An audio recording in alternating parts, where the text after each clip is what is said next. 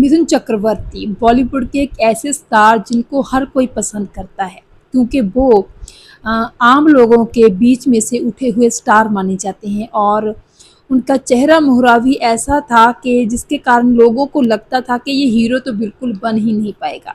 और बहुत सारे किस्से भी मशहूर हैं उनके बारे में कि किस तरह बहुत सारे प्रोड्यूसर्स ने, बहुत सारे डायरेक्टर्स ने, उनके को स्टार्स ने ही उनके साफ साफ कह दिया था कि तुम हीरो कभी बन ही नहीं सकते। लेकिन मिथुन चक्रवर्ती ने सब करके दिखाया। और एक समय ऐसा था जब 1980 में उनका ही दौर था और उनका ही हर तरफ दबदबा था बॉलीवुड में।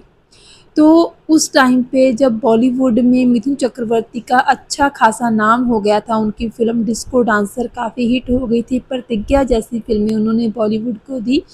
तो धीरे-धीरे बॉलीवुड फ़िल्म इंडस्ट्री को भी लगने लगा कि मिथुन में भी कुछ दम कम है। और इस तरह धीरे-धीरे बॉलीवुड की बड़ी-बड़ी पार्टियों में मिथुन चक्रवर्ती का नाम होने लगा और उनको बुलावा आने लगा।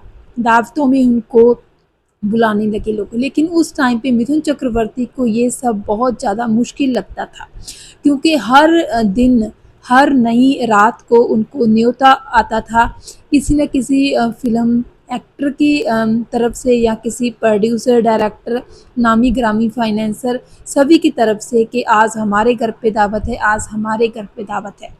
तो मिथुन चक्रवर्ती को ये चीज़ें बहुत ज़्यादा अपसेट करती थी, क्योंकि उस टाइम पे उनके पास अंधाधुंध फ़िल्में थी।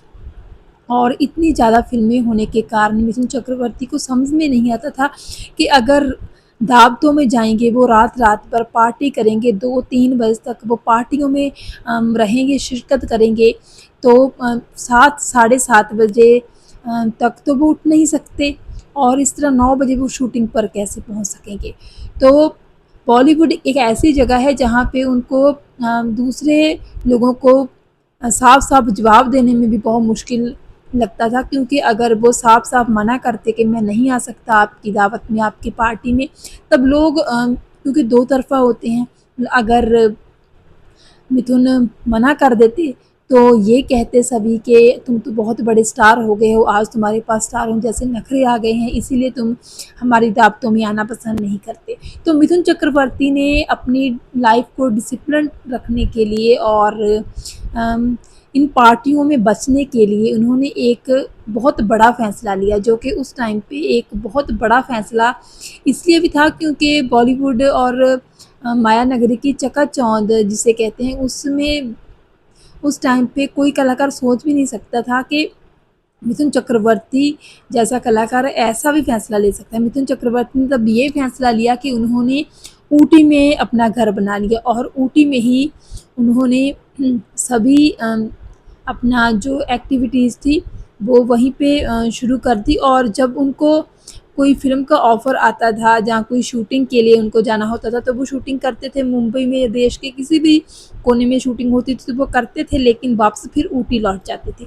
इस तरह वो बॉलीवुड की पार्टियों से बचने लगे थे, जो कि मुंबई में रहते वक़्त वो ऐसा नहीं कर सकते थे, क्योंकि अगर वो बॉम्बे में होते थे तो फिर लोग उनको अपनी पार्टियों में बुलाते थे और उनको जाना पड़ता था। लेकिन मिथुन चक्रवर्ती को पता था कि अगर उन्होंने फ़िल्में करनी है, काम करना है बम्बई में, तो उनको सही समय पर शूटिंग पर जाना होगा।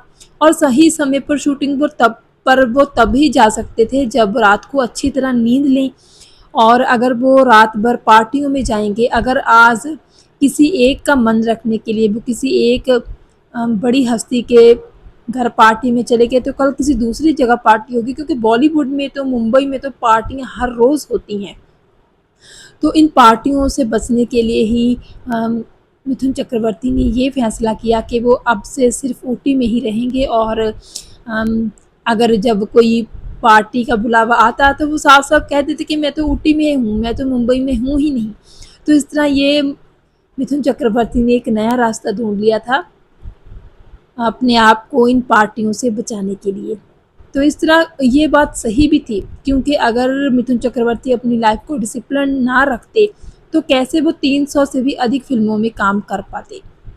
आज हम बात करते हैं राजेश खन्ना की कि उनकी लाइफ कितनी इनडिसिप्लिन से भरी हुई थी। वो रात पर पार्टियाँ करते थे और सुबह शूटिंग पर नहीं पहुंच पाते थे और शाम तक पहुंचते थे। तो लेकिन मिथुन चक्रवर्ती ने समय की कदर की, फ़िल्मों की कदर की, अपने काम की कदर की और जो चीज़ उनको डिस्ट्रैक्ट करती थी, उनसे उन्होंने दूरी बना ली। तो मिथुन चक्रवर्ती की इस बात से बहुत सारे लोग सीख ले सकते हैं कि कैसे हम अपनी मेन जो अपना गोल है उसकी तरफ हमको ध्यान रखना चाहिए और जो फालतू चीज़ें हैं जो हमें हमारा ध्यान भटकाती हैं उनसे हम कैसे बच सकते हैं, उनसे बचने का कैसे रास्ता ढूंढ सकते हैं। तो इस तरह मिथुन चक्रवर्ती ने मुंबई की शानदार ग्लैमरस फिल्मी पार्टियों से बचने के लिए ऊटी में जाकर बसेरा कर लिया था।